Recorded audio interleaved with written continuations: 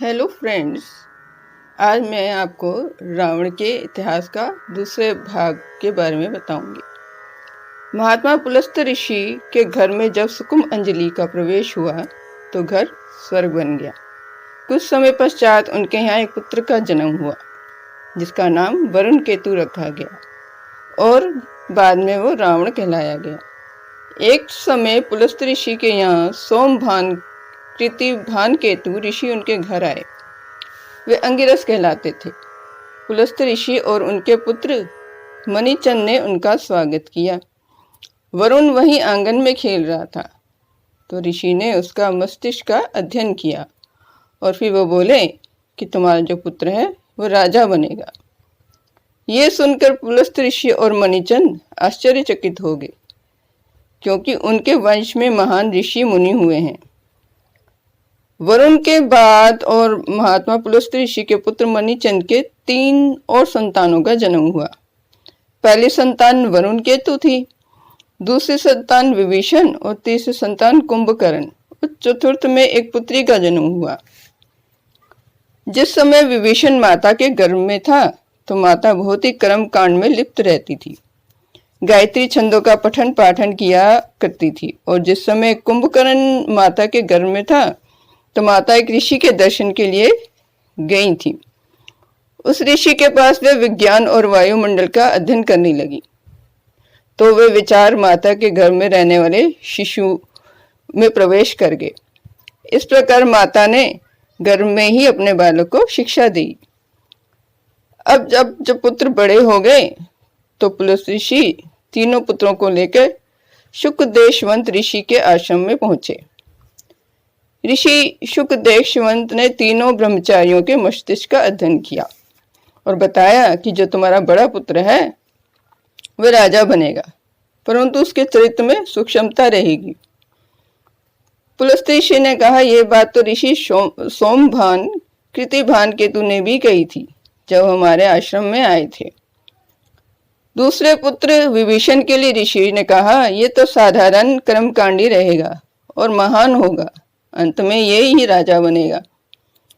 और तीसरे पुत्र के कुंभकर्ण के लिए कहा कि ये तो विज्ञान में रमण करने वाला होगा, बहुत बड़ा वैज्ञानिक होगा। इसके बाद पुलस्त ऋषि तीनों पुत्रों को शुकदेशवंत ऋषि के आश्रम में छोड़कर अपने आश्रम में आ गए। अब तीनों पुत्र ऋषि के आश्रम में शिक्षा दीक्षा लेने लगे।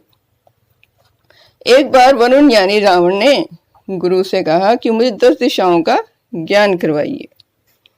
तो गुरु ने रावण को 10 दिशाओं का ज्ञान करवाया जो इस प्रकार था। आइए हम भी इस ज्ञान के बारे में जान लें कि 10 दिशाओं का ज्ञान किस प्रकार था। पहला था प्राची दिक यानी पूर्व दिशा। इस दिशा का देवता अग्नि कहलाया गया है। ये मानव को उर्ध्वा में यानी ऊपर में ले जाता है। इसमें अग्नि का संबंध होता है और नेत्र से भी होता है, सूरज से भी होता है।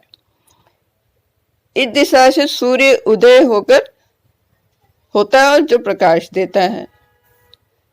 अब दूसरा दक्षिणा दिक यानी दक्षिण दिशा।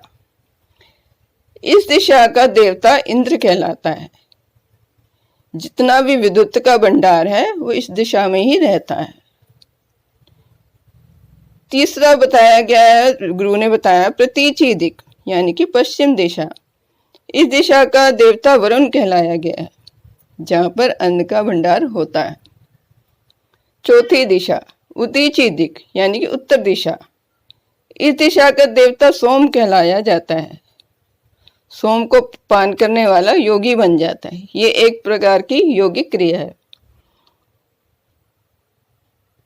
पांचवी दिशा जो है वो कहलाई गई है ध्रुवा यानी पृथ्वी। ध्रुवा का देवता विष्णु है जो पालन करने वाला है। संसार का पालन जो कर रहा है वह विष्णु है। और छठी दिशा के बारे में जो उन्होंने बताया वो है ऊर्ध्वा। ऊर्ध्वा यानी कि अंतरिक्ष। ऊर्ध्वा का देवता बृहस्पति कहलाया गया है जो ज्ञान देता है और इसी से हमारे महापुरुषों का निर्माण हुआ है और होता रहेगा। सातवें दिशा के बारे में बताया कि ये ईशान कोण माना गया है। जो हमने भी सुना है ईशान कोण के बारे में कि ईशान कोण जहाँ पूर्व और उत्तर दिशाएं मिलती हैं, इसका देवता सूर्य है, ध्रुव और सूर्य कहलाया गया है। आठवीं दिशा यानी कि दक्षिणाएं, जो कोण जिसमें पूर्व और दक्षिण मिलते हैं, उसका देवता शची और अदिति कहलाता है। नौवीं दिशा में पश्चिम कोण कहलाया गया है। इस कोण में दक्षिण और पश्चिम मिलते हैं और इसका देवता मेघ कहलाता है। 10वीं दिशा, वरुण ने पूछा अपने गुरुजी से कि उदीची कोण का देवता कौन है, तो ऋषि ने वरुण केतु को बताया कि उदीची का देवता ज्ञान है। और इस प्रकार गुरु ने रावण को 10 दिशाओं का ज्ञान दिया, जो रावण ने अच्छी तरह भली प्रकार से वो जानने लगा। और उसने बहुत सारे अनुसंधान किए और वह गुरु ने उसको दशानंद कहना आरंभ कर दिया। जैसा कि हम पुस्तकों में पढ़ते हैं कि रावण के 10 सिर थे, जब राम जी उन्हें नष्ट कर देते थे तो फिर से एक शीश आ जाता था। ऐसा जो हुआ है, ये समय के साथ बहुत सी मिलावटें आ गई हैं। बस जो सच्चाई है वो यही है कि रावण जो था वो 10 दिशाओं का ज्ञाता था, वो उसमें बहुत ही अध्ययन किया करता था। फ्रेंड्स, अगर आपको ये मेरा वीडियो पसंद आए तो लाइक और सब्सक्राइब ज़रूर करें। मैं अर्चना कुमारी, धन्यवाद।